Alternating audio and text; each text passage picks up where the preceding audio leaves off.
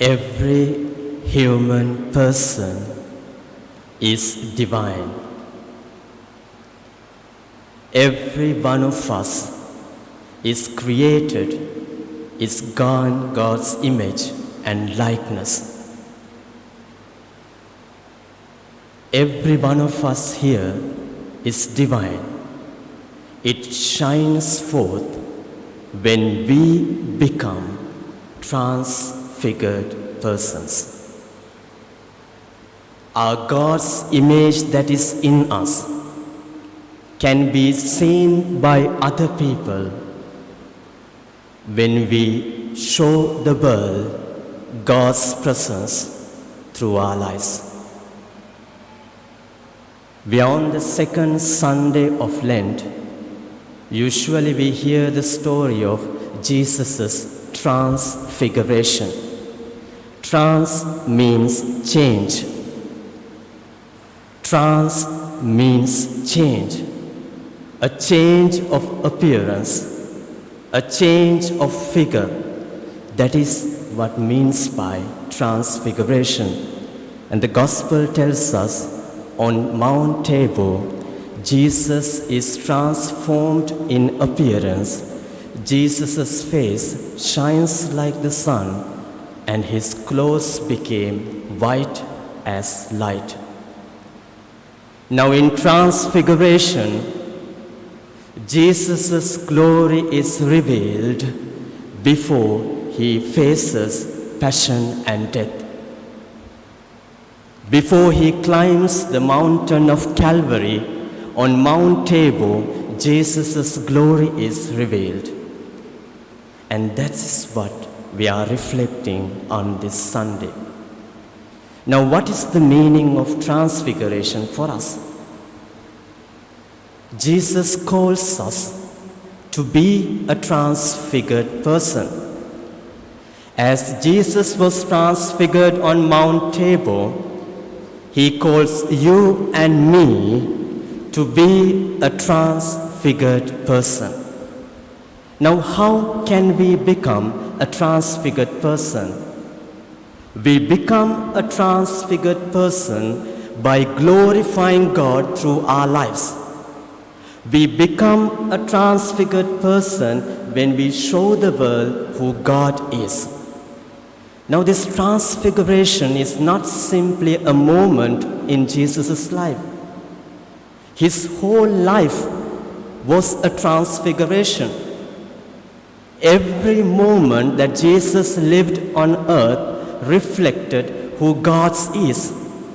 The way Jesus talked, the way Jesus approached people, the way Jesus treated others, filled with God's compassion, mercy, and love. And before his passion and death, here we find Jesus is being transfigured. Dear friends, there is a clear change between a transfigured person and a person who is not transfigured.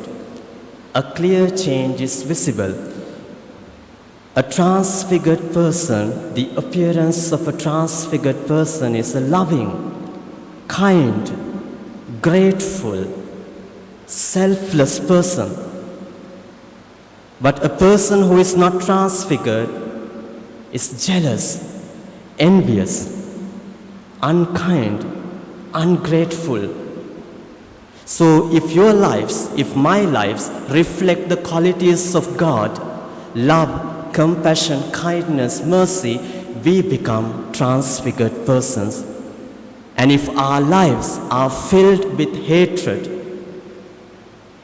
if our lives are filled with selfishness, egoism, then our lives will not be transfigured. Every time you meet a holy person, you can sense something. There are sometimes we meet people, we say, this person is different. He has something about him holy because he's living a transfigured life.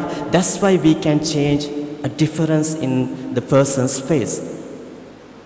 If the person next to you look into your eyes, can they see you as a transfigured person? In a transfigured person's selfishness transfigures into selflessness, hatred into love, ungratefulness to the gratefulness. And in a transfigured person, you can see his face shines like the sun, but a cruel person's face is overshadowed by darkness. Dear friends, we are called to be a transfigured person. But living as a transfigured person is not easy. In a world full of evil, in a world full of hatred, in a world full of selfishness, it's difficult to live as a loving, kind, and generous person. And we feel that we also need to be hateful. We need to be selfish. But Jesus calls us to walk an extra mile, to be a transfigured person. As we attempt to become a transfigured person, we can assure that God is with us, as God was with Jesus as like a bright cloud over Jesus' head. And God's voice is leading Jesus. This is my beloved Son, listen to him. When we are disheartened, when we are afraid, when we are falling down, we hear God's voice telling us, listen to my son, do not be afraid. And we have a beautiful person of Jesus, what we find in the gospel, when disciples were afraid. It has a beautiful word here. It says, Jesus comes and touches them. When the disciples were living in despair, when they were afraid what happened on Mount Tabor, Jesus comes to them and tells them, comes and touches them. And he tells them, get up, do not be afraid.